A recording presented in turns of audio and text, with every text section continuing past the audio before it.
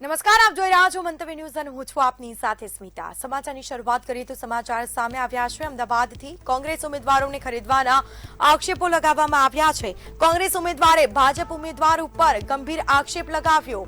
કોંગ્રેસના બીના મોદીએ ગંભીર આક્ષેપ લગાવ્યો છે તો રૂપિયા 25 થી 30 લાખની રકમની લાલચ આપ્યાનો પણ તેઓએ આરોપ લગાવ્યો છે। કોલ કરીને પૈસાની લાલચ આપી હોવાનો પણ આરોપ લગાવ્યો છે। તો અમદાવાદથી સમાચાર અમદાવાદના કોંગ્રેસ ઉમેદવારોને ખરીદવાના આક્ષેપો લગાયા છે। પૂર્વ કોર્પોરેટર મૌલિક પટેલ ઉપર લાગ્યા આક્ષેપ। ભાજપ ઉમેદવાર મૌલિક પટેલે આરોપોને નકારી કાઢ્યા તો કોંગ્રેસના બીના મોદીએ આ આક્ષેપો લગાવ્યા છે।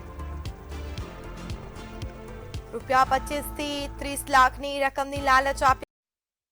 મેં જ્યારથી પણ ઉમેદવારી ફોર્મ ભર્યું છે ત્યારથી મને એક અજાણ્યા નંબર પરથી ફોન આવે છે।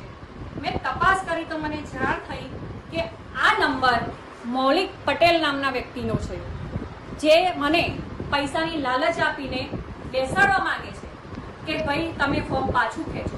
મારા સગા સંબંધીઓ, મારા જે ઓળખીતા છે એના દ્વારા મને લાલચ આપવામાં આવે છે। આ જ વિડીયો દ્વારા હું એક વાત જાહેર કરવા માંગુ છું, મહેરબાની કરીને મને કોઈ પૈસાની લાલચ આપશો નહીં। હું ના બેસી છું, ના બેસીશ અને છેક સુધી લડીશ। હું કોંગ્રેસ માટે જ લડું છું અને કોંગ્રેસ માટે લડીશ। તો કોંગ્રેસ લાઈવ જોડાયા છે। જી, અમદાવાદમાં કોંગ્રેસ ઉમેદવારોને ખરીદવાના આક્ષેપો લગાવવામાં આવ્યા છે, શું મામલો? જે પ્રમાણે રામોલ વાથીજણ વોર્ડ વિસ્તારની અંદર જે કોંગ્રેસના ઉમેદવાર છે તેના દ્વારા આક્ષેપ કરવામાં આવે છે, સાથે વિડીયો પણ જાહેર કરવામાં આવે છે, જેની અંદર જે પૂર્વ કોર્પોરેટર ભાજપના છે અને જે હાલ તેઓ મૌલિક આક્ષેપ કરવામાં આવે છે કે તેના દ્વારા તેને કોલ કરીને 25 થી 30 લાખ રૂપિયા લઈ અને આ જે સીટ છે તે છોડી દેવા માટે જે વાત છે તે કહેવામાં આવી છે અને સાથે આ પ્રકારની લાલચ જ્યારે આપવામાં આવે છે તો તેની સામે ઇલેક્શન કમિશનની અંદર ફરિયાદ કરવાની વાત પણ કરવામાં આવી છે। જે પ્રમાણે બીના મોદીએ આ વિડીયો જાહેર કર્યો છે તેની અંદર કહ્યું છે કે આ રીતની જે લાલચ છે તે છેલ્લા કેટલાય સમયથી આપવામાં આવે છે અને દાવેદારી જે પરત ખેંચવાની વાત પણ કહેવામાં આવે છે। દાવેદારીની જો વાત કરવામાં આવે તો હવે ફક્ત અમુક જ કલાકો બાકી રહ્યા છે, જે બાદ જે ઉમેદવારોનું જે લિસ્ટ બહાર પડશે, જે તમામ જે લોકો છે તે પોતાની દાવેદારી 3 વાગ્યા સુધી પરત ખેંચી શકશે। 3 વાગ્યા બાદનું એક લિસ્ટ જે જાહેર થશે તે ફાઇનલ લિસ્ટ હશે ને ફાઇનલ લિસ્ટના જે ઉમેદવારો છે તેઓ જે ચૂંટણીના મેદાનમાં લડવાના છે ત્યારે આ તમામની વચ્ચે આ રીતના જે આક્ષેપો થઈ રહ્યા છે અને સાથે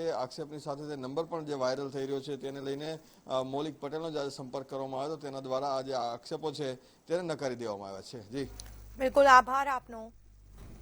તો પૂર્વ કોર્પોરેટર મૌલિક પટેલ ઉપર આક્ષેપો લગાવવામાં આવ્યા છે, જેમાં ભાજપ ઉમેદવાર મૌલિક પટેલે આ તમામ આરોપોને નકારી કાઢ્યા। કોંગ્રેસના બીના મોદીએ આક્ષેપ લગાવ્યા। રૂપિયા 25 થી 30 લાખની રકમની લાલચ આપ્યાનો પણ આરોપ લગાવવામાં આવ્યો છે, જેમાં કોલ કરીને પૈસાની લાલચ આપી હોવાનો પણ આરોપ લગાવવામાં આવ્યો છે।